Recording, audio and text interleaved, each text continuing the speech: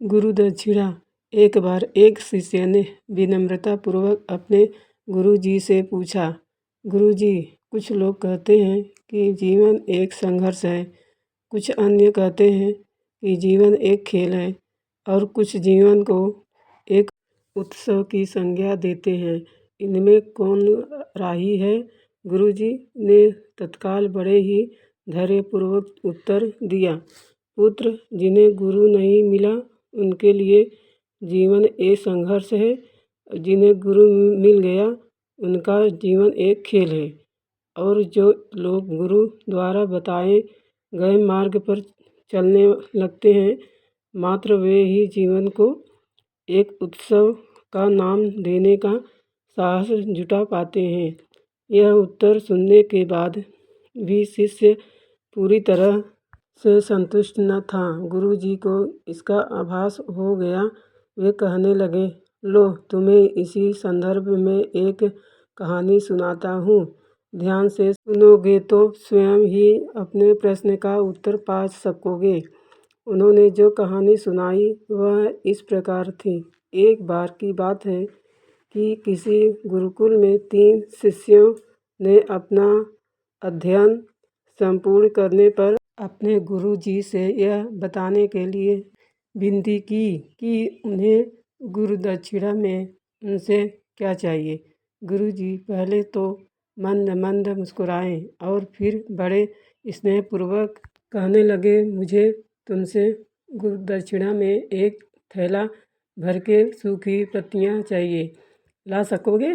वे तीनों मन ही मन बहुत प्रसन्न हुए, क्योंकि उन्हें लगा कि ये बड़ी आसानी से अपने गुरुजी की इच्छा पूरी कर सकेंगे। सूखी पत्तियाँ तो जंगल में सर्वत्र बिखरी ही रहती है। उत्साहपूर्वक एक ही स्वर में बोले, जी गुरुजी, जैसी आपकी आज्ञा। अब वे तीनों शिष्य चलते चलते एक समीपस्थ जंगल में पहुंच चुके थे, लेकिन यह देखकर कि वहां पर तो सूखी पत्तियां केवल एक मुट्ठी भर ही थी, उनके आश्चर्य का ठिकाना न रहा। वे सोच में पड़ गए कि आखिर जंगल से कौन सूखी पत्तियां उठाकर ले गया होगा। इतने में ही उन्हें दूर से आता हुआ कोई किसान दिखाई दिया। वे उसके पास पहुंचकर उससे विनम्रतापूर्वक याचना करने लगे कि वह उन्हें केवल एक थैला भर सूखी पत्तियां दे दे। अब उस किसान ने उनसे क्षमा याचना करते हुए उन्हें यह बताया कि वह उनकी मदद नहीं कर सकता, क्योंकि उसने सूखी पत्तियां का ईंधन के रूप में पहले ही उपयोग कर लिया था। अब वे तीनों पास में ही बसे एक गांव की ओर इस आस से बढ़ने लगे थे कि हो सकता है वहां उस गांव में उनकी कोई सहायता कर सके। वहां पहुंचकर उन्होंने जब एक व्यापारी को देखा तो बड़ी उम्मीद से उससे एक थैला भर सूखी पत्तियां देने के लिए प्रार्थना करने लगे, लेकिन उन्हें फिर से एक बार निराशा ही हाथ आई, क्योंकि उस व्यापारी ने तो पहले ही कुछ पैसे कमाने के लिए सूखी पत्तियों के दोने बनाकर बेच दिए थे।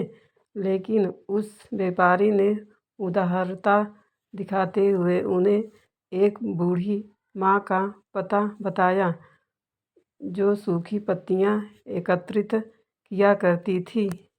पर भाग्य ने यहाँ पर भी उनका साथ नहीं दिया, क्योंकि वह बूढ़ी माँ तो उन पत्तियों को अलग अलग करके कई प्रकार की औषधियाँ बनाया करती थी। अब निराश होकर वे तीनों खाली हाथ ही गुरुकुल लौट गए। गुरु जी ने उन्हें देखते ही स्नेहपूर्वक पूछा, पुत्रों, ले आए गुरु दक्षिणा? तीनों ने सर झुका लिया। गुरु जी द्वारा दोबारा पूछने जाने पर उनमें से एक शिष्य कहने लगा, गुरुदेव, हम आपकी इच्छा पूरी नहीं कर पाए। हमने सोचा था कि सूखी पत्तियां तो जंगल में सर्वत्र बिखरी ही रहती होगी, लेकिन हम बड़े ही आश्चर्य की बात है कि लोग उनका भी कितनी तरह से प्रयोग करते हैं। गुरुजी फिर पहले ही की तरह मुस्कुराते हुए प्रेम पूर्वक बोले, निराश क्यों होते हो? प्रसन्न हो जाओ। और उन्हीं ज्ञान की सूखी पत्तियाँ भी व्यर्थ नहीं हुआ करती, बल्कि उनके भी अनेक उपयोग हुआ करते हैं। मुझे गुरु दक्षिणा के रूप में दे दो।